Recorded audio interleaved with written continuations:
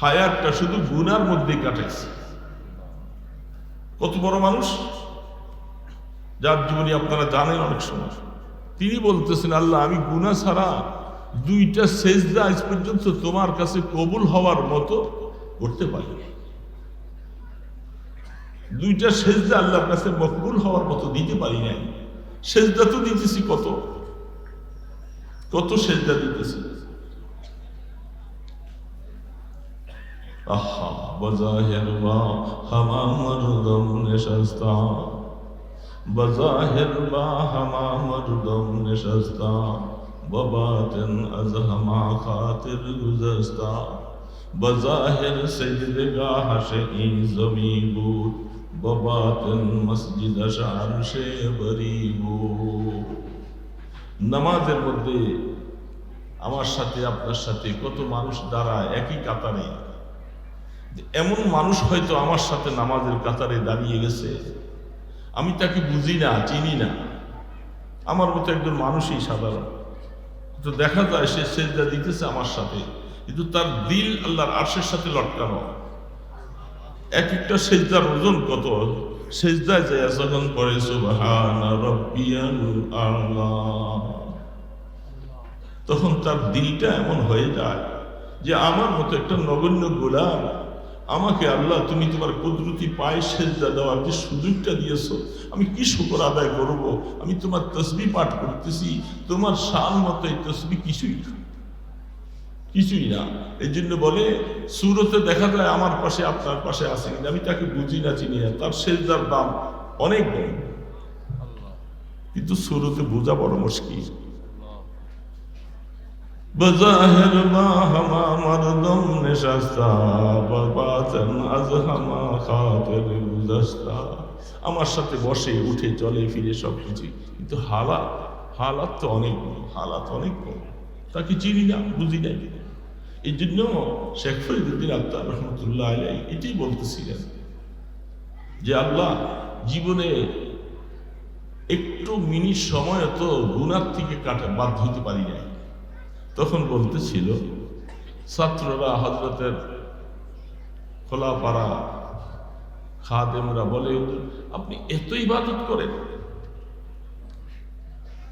তাহাজ্জুদ পড়েন, তাসবিহ তাহলিল পড়েন, তেলাওয়াত করেন, জিকির আজকার করেন, এত ইবাদত করেন আমরা দেখতেছি, আর আপনি বলেন যে গুনাহ ছাড়া আপনার একটা মিনিট সময় কাটে নাই।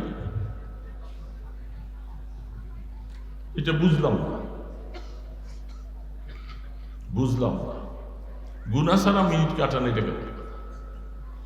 তিনি বলেন যে তোমার এই প্রশ্নের জবাবটা আমার এই শেরটার দ্বিতীয় অংশের মধ্যে আছে, আমার শের এটার দ্বিতীয় অংশের মধ্যে আছে। সেই অংশটার মধ্যে আমি কি বলছি যে আল্লাহ বেগুনাহ না গুজশতে বরমা সাআতে, বা হুজুরি দিল না করদম তাতি। আল্লাহকে হাজির নাজির যাই না, হুজুরি কলব নিয়া আমল করতে পারি নাই। এই জন্য বলছি আমার সব আমলটা কিছুই আল্লাহর কাছে মকবুল না, গুনাহ ছাড়া একটা সময় কাটাইতে। হুজুরি কলব সাথে আল্লাহ পাক দেখেন, আল্লাহ দেখেন, আল্লাহ দেখেন, আল্লাহ দেখেন, এই কথাটা দিলের মধ্যে জায়গা দিয়ে সেজদা দিতে পারি নাই, দোস্ত, আমল করতে পারি নাই। ও আন আমালা সালিহান তারদা, এই জন্য বলছে আমলটা আল্লাহ পাকের কোরআন বলে দিয়েছেন। সুলাইমান আলাইহিস সালাম বলতেছেন এই কথাটা বলো যে আল্লাহ আমি যেন আমলটা করতে পারি যে আমলটা আপনার কাছে মকবুল হয়। অন্তর খুলে শুকর জানাই, আলহামদুলিল্লাহ।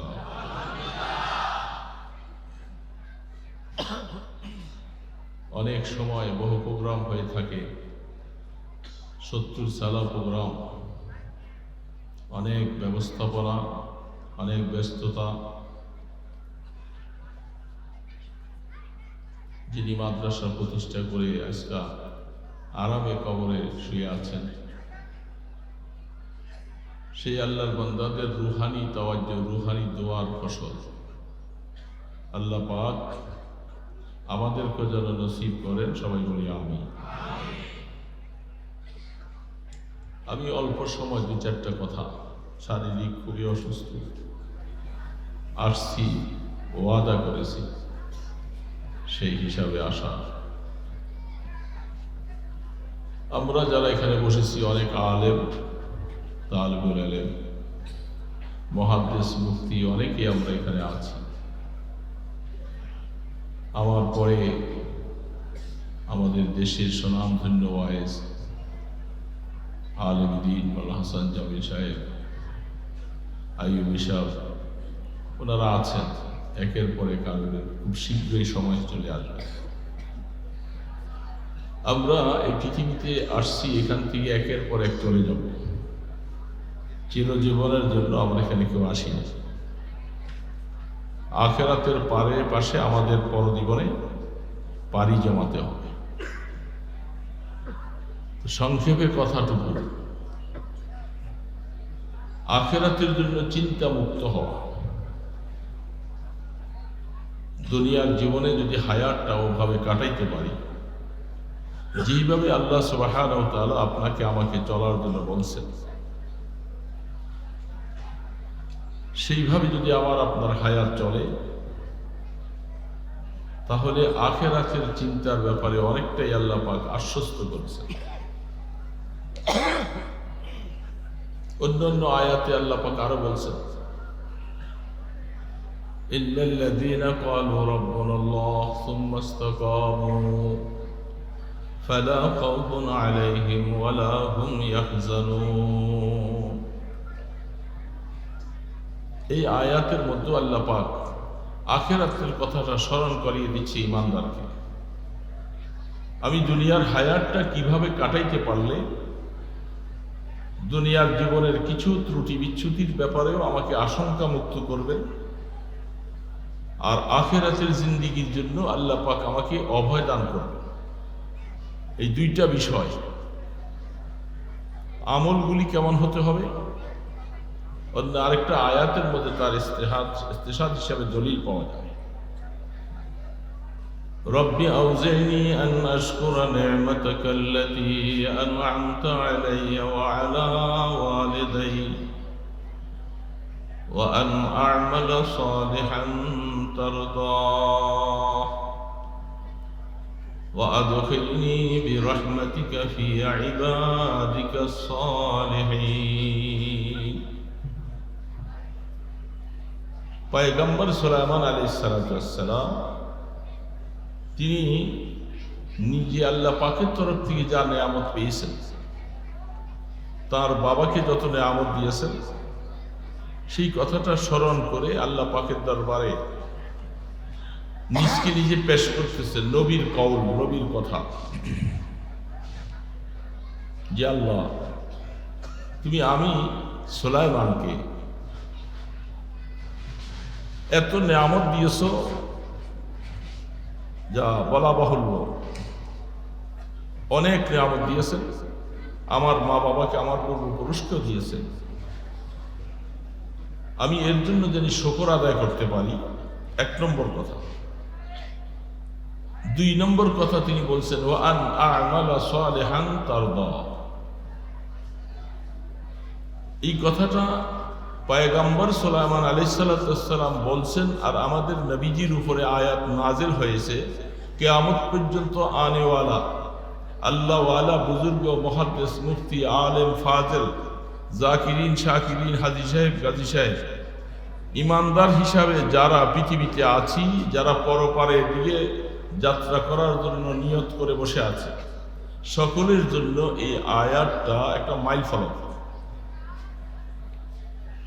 যদি এই শব্দটা পয়গম্বর সাল্লাল্লাহু আলাইহি ওয়াসাল্লাম যে আন্দাজে বলছেন, আল্লাহ পাক যদি সেই আন্দাজের কিছু অংশ যদি আমাকে নসিব করেন, যদি আপনাদেরকে নসিব করেন, জীবনটা বহুত দামি হয়। প্রথমত অবস্থায় আল্লাহ পাকের কাছে তিনি বলতেছেন, আউজি'নি আন আশকুরা নি'মাতাক। আল্লাহ তুমি আমাকে এমন একটা অন্তর দান করো, এমন একটা দিল দান করো, যে দিলটা, যে অন্তরটা তোমার এত নেয়ামত পেয়েছি, নেয়ামতগুলোর শুকর যেন আমি যথাযথভাবে আদায় করতে পারি। আমার দিলটা এমন একটা দিল তুমি বানিয়ে দাও। এটা পয়গম্বর সাল্লাল্লাহু আলাইহি ওয়াসাল্লাম বলতেছে। আমাদেরকে কি আল্লাহ পাক কিছু নেয়ামত দিয়েছেন? বলেন বাবারা আমার সাথে, আল্লাহ পাক আমাদেরকে কিছু নেয়ামত দিছেন, দেন নাই? সবাই আওয়াজ দিয়ে বলেন নেয়ামত দিছেন।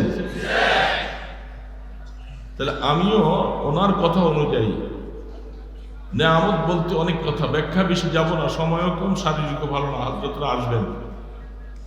আমি এই জন্য বলছি যে সামান্য মুখতাসার কিছু কথা।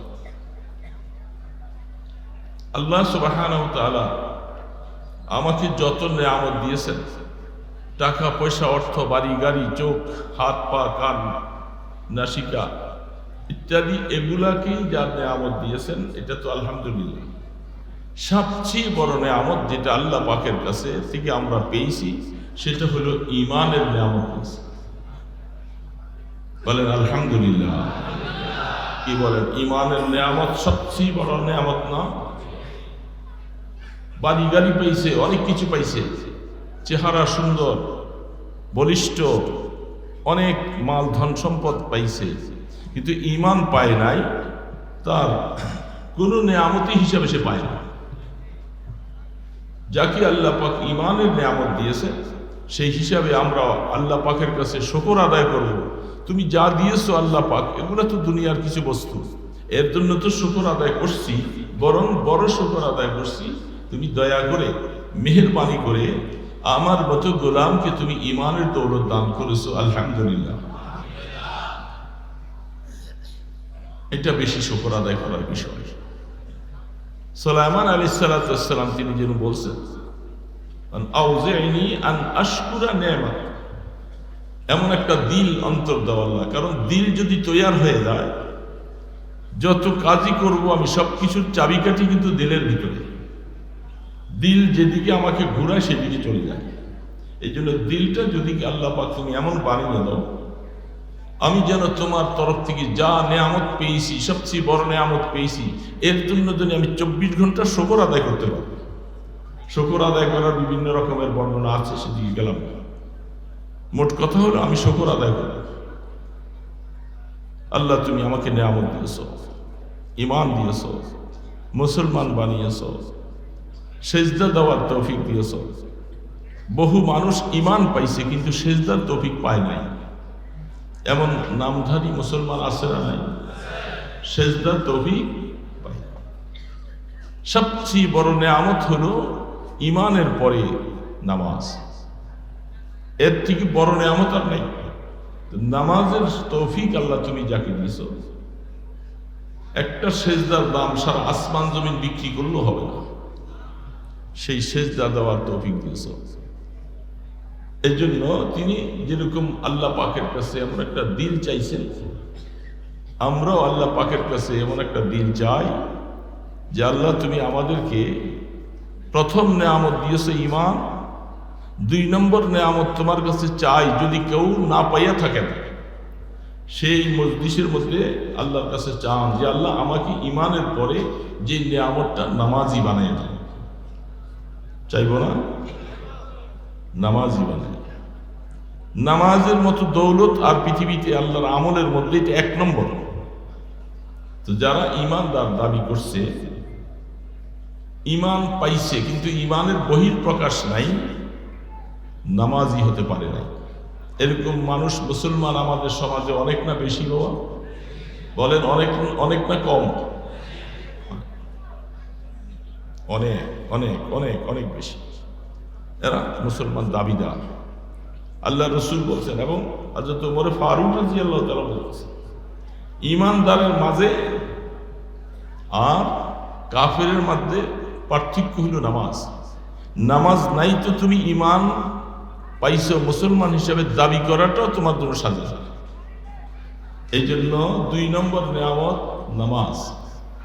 সেই নেয়ামতের জন্য শুকর আদায় করব।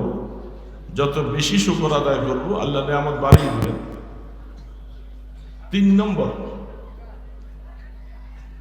যেই কথাটা তিনি বলছেন, وَأَنْ أَعْمَلَ صَالِحًا تَرْضَاهُ, এটা আমি বলছিলাম যেটা আমার আপনার সবার, আলেম ফাজেল মুহাদ্দিস মুফতি আল্লাহওয়ালা বুজুর্গ সাধারণ মানুষ, যে কোনো মানুষ, প্রত্যেকের জীবনের জন্য এটা অনেক হাদিসের দ্বারা তা প্রমাণ যে আমি আল্লাহ পাকের কাছে আমি এমন আমল চাই, আমার আমলটা যেন আল্লাহকে খুশি করে, আল্লাহর কাছে মকবুল হয়। আমল করলাম, আল্লাহ গ্রহণ করলেন না, আল্লাহ পাকের কাছে গ্রহণ করার মতো আমল বানাইতে পারি নাই, তাহলে আমার আমলে কি লাভ? বুঝতেছেন বাবা? আমলটা আল্লাহকে রাজি করার মতো, আল্লাহকে খুশি করার মতো আমার আমল বানাইতে হবে। আল্লাহকে রাজি করার মতো আমল কখন বনবে? যখন আল্লাহু আকবার আমি আমলটা নিরঙ্কুশ নির্ভেজাল, কাহারও লৌকিকতা, কাহাকে দেখাবার জন্য নয়, কাহাকে খুশি করার জন্য নয়, আমলটা করব শুধু কার জন্য? বড় আওয়াজে বলেন।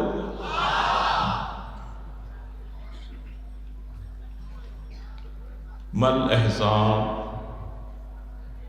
আন তা'বুদাল্লাহা কাআন্নাকা তারাহ ফাইন লাম তাকুন তারাহ ফাইন্নাহু ইয়ারাক। ইহসানের ব্যাখ্যা বুখারী শরীফের প্রথম হাদিসটা ইন্নামাল আমালু বিন্নিয়াত, এগুলি সব এই ইহসানের ব্যাখ্যা। আমি আমলটা যে করব, আমলটা আমাকে বানাইতে হবে। দিলটা এমনভাবে বানাবো, কখনো যেহেতু আমি ইনসান, আমি মানুষ, আমার পিছনে নফস আর শয়তান লাগা, আমাকে আমল করালেও লৌকিকতা, রিয়া, কিবির, অহংকার ইত্যাদি এগুলি অনেক সময় আমার সাথে লেগে যায়। এই জন্য এক হাদিসের মধ্যে লিখেছেন, শয়তান বলতেছেন, আবু বকর সিদ্দিক রাদিয়াল্লাহু তাআলা আনহু হাদিসের রাবী, তিনি বলতেছেন যে শয়তান মানুষকে নেক আমল থেকে, নামাজ থেকে, নেক আমল থেকে অনেক সময় ফিরাইতে পারে না। বহুত চেষ্টা করেছে, কিন্তু সে নামাজ পড়তেছে, নেক আমল করতেছে, ফিরাবার জন্য যখন আমি চেষ্টা করে পারলাম না, তখন আমি তাকে এমন একটা কাজের মধ্যে লিপ্ত করে দেই যে কাজটার দ্বারা সে তার আমলটা বরবাদ হয়ে যায়। সেই কোন কাজে লিপ্ত করে? সেই কাজটা হলো বেদাত। সেই কাজটার নাম বেদাত। সেই বেদাত হিসাবে কাজ শুরু করতে থাকে, আর কাজটাকে অনেক ভালো কাজ মনে করে। কিন্তু তখন শয়তান বলে যে তোকে আমি আমলের থেকে ফিরাইতে পারি নাই, কিন্তু তার আমলটা যখন বেদাতওয়ালা আমল বানাই দিলাম, এই আমল আল্লাহর কাছে পৌঁছবে না, গ্রহণ হবে না, এই আমলটা আল্লাহকে সন্তুষ্ট করবে। এই জন্য এটা আমাদের সাবধানতার সাথে, আমি নামাজ পড়ব, তেলাওয়াত করব, জিকির আজকার করব, রোজা রাখব, হজ করব, যাকাত দান করব, নেক আমল করব, যা কিছু করতেছি সমস্ত কাজগুলোর মধ্যে মনে রাখা লাগবে যে আমি যে কাজ করতেছি আল্লাহকে আমি না দেখলেও আমার আল্লাহ আমার আমল দেখেন। কি বাবা, দেখেন কি দেখেন না? তাহলেই আমলের মধ্যে গভীরতা আসবে। সেজদার মধ্যে যে যখন তাসবিহ পাঠ করবো আর মনে আসবে যে আল্লাহ তো দেখেন। নামাজের মধ্যে যখন মনটা এদিক সেদিক ছুটে যায়, তখন মনটাকে বারবার ফিরাবার চেষ্টা করবো, আর তখন খেয়াল করব আমি যে মনটা অন্যদিকে দিয়ে ফেললাম। মসজিদে আসছি, নামাজ পড়তেছি, আল্লাহ আমার অবস্থা দেখতেছেন, যে আমি যে এখন অন্য মনস্ক হয়ে গেলাম, এটাও আল্লাহ দেখেন। দেখেন কি দেখেন না? ওই সময় হাকিম মোহাম্মদ থানভী রহমতুল্লাহ আলী কি বলছেন, বারবার করে চেষ্টা করে তোমার মনকে ফিরাবো, যতবার ওয়ান আমালা সালেহান তারদা, আমলটা সালেহান, আল্লাহু আকবার, আমলটা নেক আমল হতে হবে। তনবিনে তনকিরি, যেটাকে তাফসীরের মধ্যে লিখেছেন, আমলান সালেহানের মধ্যে যে আমলটা দিয়েছেন, যে তনবিন দিয়েছেন, জুন সা আমাল भी हो, যে কোনো আমল হোক, কিন্তু আমলটা ছোট হোক বা বড় হোক, এই আমলের দ্বারা আল্লাহকে খুশি করানো লাগবে, এটা আমার জন্য ফরজ। আমার আমল আল্লাহকে আমি রাজি করতে পারি নাই, আর আল্লাহকে রাজি করাইতে পারবো কখন? যদি আমলটা নিরঙ্কুশ নির্ভেজাল আল্লাহর জন্য। وَمَا أُمِرُوا إِلَّا لِيَعْبُدُوا اللَّهَ مُخْلِصِينَ لَهُ الدِّينَ। মুখলিস, আমলটা ইখলাস ওয়ালা হইতে হবে। আমি বলতেছি আমার জন্য এটা মাপ না, আমি তো সবক শুনাইতেছি আপনাদেরকে, যে আমার জন্য যেমন আপনার জন্য তেমন সবার জন্য এখলাস ওয়ালা আমল হতে হবে। মাল এখলাস, মাল এখলাস, মাল এহসান। এই জন্য আল্লাহ পাক কোন আমলে খুশি হবে? আল্লাহ আমলটা যদি নির্ভেজাল আল্লাহর জন্য। আমাদের মধ্যে রিয়া লৌকিকতা আসে কি আসে না? বলেন বাবা, আসে কি আসে না? আসে। কারণ নফস আছে ভিতরে, বাহিরে আছে শয়তান। এই দুইটার যোগ সজাগে আমাকে আমলটা নির্ভেজাল করতে দেয় না। এই জন্য খুব সতর্ক থাকা লাগবে, খুব চোখান্না থাকা লাগবে যে আমলটা যেন নষ্ট না হয়। দোস্তা বা বন্ধুরা, দোস্তরা অনেকে আছেন এখানে, আমলটা যেন নষ্ট না। কেন আসছি, কেন কাজ করবো, এখানে কেন আসছি? প্রত্যেকটা আমলের পিছনে আমাকে ইখলাস থাকা। তালিবুল ইলমকে মাদ্রাসার মুহতারাম সাহেব হুজুররা, আসাতিজা কেরাম সবসময় বলেন যে আমাদের বড়রা সবসময় নসিহত করে গেছে কওমি মাদ্রাসার ছাত্রদের ইলম শিক্ষার জন্য একটাই বলা হয়, আমার এই শিক্ষার পিছনে দুনিয়ার কোনো গরজ নেই, কোনো চাকরি নেই, বাকরি নেই, কিছু নাই। তুমি নিয়তটাকে সহি করো, তোমার রিজিকের অভাব হবে না। আর যদি দুনিয়া কামাবার উদ্দেশ্যে তুমি ইলম হাসিল করতে আসো, তো প্রথমেই তো আমলটা আল্লাহর জন্য করো নাই, মকবুল হলো না, মকবুল হলো না। এই জন্য এটাকে খুব ধরে রাখতে হবে, বুঝে শুনে কাজ করা লাগবে। নির্ভেজাল ভাবে লেখাপড়া করতে থাকো আল্লাহর জন্য। বলে আমার রিজিকের মালিক আমার আল্লাহ। যেহেতু আমাকে দুনিয়াতে পাঠাবার আগে আল্লাহ আমার রিজিকের ব্যবস্থা করেছেন, রিজিক আমাকে তালাশ করতে থাকবে, আমি রিজিক তালাশ করা লাগবে না। তাহলে আমি কেন সেই নিয়তটাকে নষ্ট করব? তাহলে আমার আমলটা কেমন হতে হবে ভাই?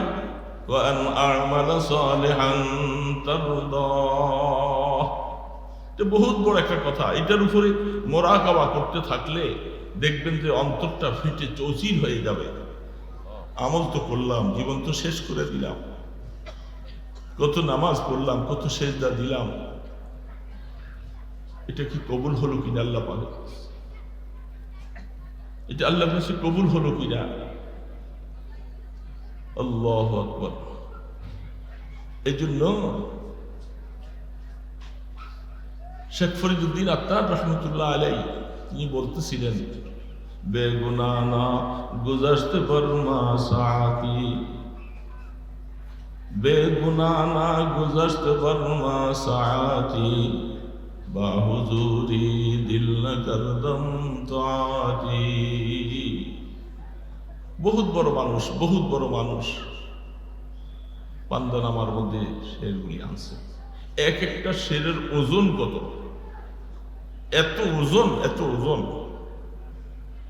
ছাত্র জমানায় তো এটা অনেক সময় বুঝে আসে নাই, ওই সময় পড়ছি, মুখস্থ করছি। এই মোনাজাতটার কি ওজন, আমি তো মনে করব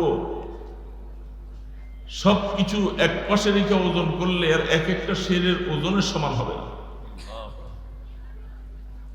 বেগুনাহ না গুজশতে ফরমা সাআতি, বা হুজুরি দিল না করদম তাআতি। আল্লাহ, আমার শেখ ফরিদের কথা আমি বলতেছি, আমি গুনাহ ছাড়া আমার হায়াতের একটা মিনিট সময় কাটাই নাই। হায়াতটা শুধু গুনার মধ্যে কাটাইছে। কত বড় মানুষ, যার জীবনী আপনারা জানেন অনেক সময়। তিনি বলতেছেন, আল্লাহ আমি গুনাহ ছাড়া দুইটা সেজদা আজ পর্যন্ত তোমার কাছে কবুল হওয়ার মতো করতে পারি। দুইটা সেজদা আল্লাহর কাছে মকবুল হওয়ার মতো দিতে পারি নাই। সেজদা তো দিতেছি কত, কত সেজদা দিতেছি।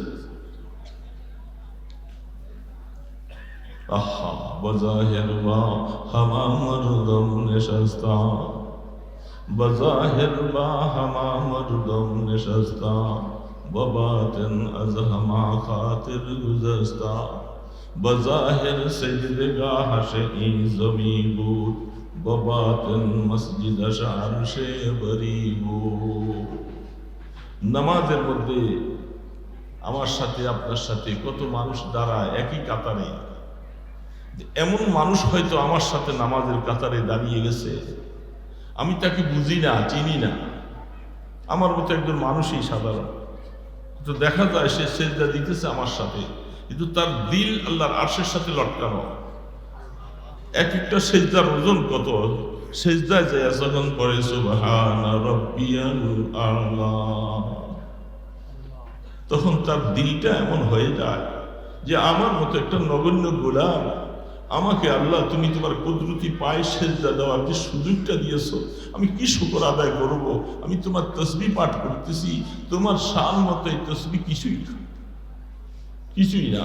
এই জন্য বলে সূরতে দেখা যায় আমার পাশে আপনার পাশে আছে, কিন্তু আমি তাকে বুঝি না, চিনি না, তার সেজদার দাম অনেক বড়, কিন্তু সূরতে বোঝা বড় মুশকিল। बज़ाहिर हमा मर्दम निशस्ता बातन अज हमा खातिर गुज़श्ता, আমার সাথে বসে উঠে চলে ফিরে সব কিছু, কিন্তু হালাত তো অনেক বড়, হালাত অনেক বড়, তাকে চিনি না, বুঝি না। এই জন্য শেখ ফরিদুদ্দীন আত্তার রহমতুল্লাহ আলাইহি এটাই বলতেছিলেন যে আল্লাহ জীবনে একটু মিনিট সময় তো গুনাহ থেকে বাদ হইতে পারি নাই। তখন বলতেছিল ছাত্ররা, হযরতের খোলাপাড়া খাদেমরা বলে, আপনি এত ইবাদত করেন, তাহাজ্জুদ পড়েন, তাসবিহ তাহলিল পড়েন, তেলাওয়াত করেন, জিকির আজকার করেন, এত ইবাদত করেন আমরা দেখতেছি, আর আপনি বলেন যে গুনাহ ছাড়া আপনার একটা মিনিট সময় কাটে নাই। এটা বুঝলাম না, গুনাহ ছাড়া মিনিট কাটানো এটা কেন? তিনি বলেন যে তোমার এই প্রশ্নের জবাবটা আমার এই শেরটার দ্বিতীয় অংশের মধ্যে আছে, আমার শের এটার দ্বিতীয় অংশের মধ্যে আছে। সেই অংশটার মধ্যে আমি কি বলছি যে আল্লাহ বেগুনা না গুজাশতে বর্মা সাথে বা হুজুরি দিল না করদম তাতি, আল্লাহকে হাজির নাজের যাই না, হুজুরি কলব নিয়া আমল করতে পারি নাই। এই জন্য বলছি আমার সব আমলটা কিছুই আল্লাহর কাছে মকবুল না, গুনাহ ছাড়া একটা সময় কাটাইতে হবে। হুজুরি কলব সাথে আল্লাহ পাক দেখেন, আল্লাহ দেখেন, আল্লাহ দেখেন, আল্লাহ দেখেন, এই কথাটা দিলের মধ্যে জায়গা দিয়ে সেজদা দিতে পারি নাই, দোস্ত, আমল করতে পারি নাই। ও আন আমালা সালিহান তারদা, এই জন্য বলছে আমলটা আল্লাহ পাকের কোরআন বলে দিয়েছেন। সুলাইমান আলাইহিস সালাম বলতেছেন এই কথাটা বলো যে আল্লাহ আমি যেন আমলটা করতে পারি যে আমলটা আপনার কাছে মকবুল হয়, গ্রহণ হয়। 3 নম্বর দোয়াটা কথা শেষ করছি। 3 নম্বর বলতেছি আল্লাহু আকবার, এটা আমাদের জন্য সবক। ওয়াদখিলনি বিরহমাতিকা ফি ইবাদিকাস সালিহিন, পয়গম্বর বলতেছে আল্লাহ দয়া করে, মেহেরবানি করে আমি আপনার কাছে চাইতেছি আপনার নেককার বান্দা যারা আপনার কাছে মাগফুর গ্রহণযোগ্য ওয়ালা যে সমস্ত বান্দারা আছে, এরা কিয়ামতের ময়দানে উঠবে, দুনিয়ার মধ্যে আমি তাদের সাথী হতে চাই, কিয়ামতের ময়দানও আমাকে আল্লাহ তাদের সাথে হাসর করিও।